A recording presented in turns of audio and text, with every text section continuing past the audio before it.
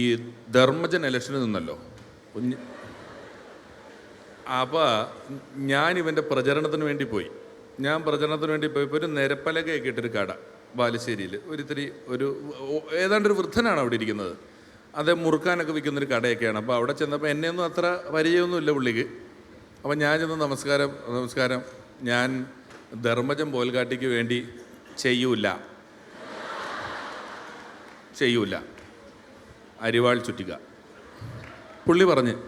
അപ്പോൾ പുള്ളി ഫിക്സ് ചെയ്ത് വച്ചേക്കുകയാണ്. പുള്ളി ഇനി ആരാണോ എന്താണോ എന്നൊന്നും ഒരു വിഷയമല്ല, ഇത് ഫിക്സ് ചെയ്ത് വച്ചേക്കുകയാണ്.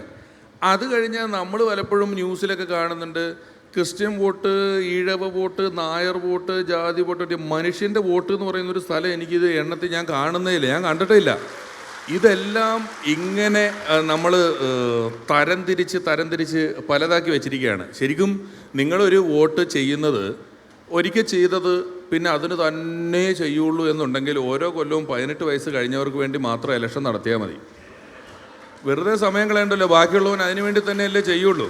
അപ്പം ഇലക്ഷൻ നടത്തുന്നത് തന്നെ മാറ്റിക്കുത്താൻ വേണ്ടിയിട്ടാണ്, മാറ്റിക്കുത്തുന്നതിന് വേണ്ടിയാണ് ഇലക്ഷൻ നടത്തുന്നത്. പക്ഷേ ഈ ഇലക്ഷൻ കഴിഞ്ഞ് രാഷ്ട്രീയമുള്ള ആളുകൾ അവലോകനം നടത്തുമ്പോൾ ഇത്തവണ എന്ത് പറ്റിയെന്ന് വെച്ച് കഴിഞ്ഞാൽ ഇഴവ് വോട്ട് 18% അങ്ങോട്ട് മാറ്റിക്കുത്തി.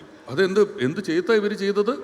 കമ്മ്യൂണിസ്റ്റ് വോട്ട് ഇത്ര കുറഞ്ഞു, BJPയുടെ വോട്ട് 4% ഉണ്ടായിരുന്നത് 2% പോയി.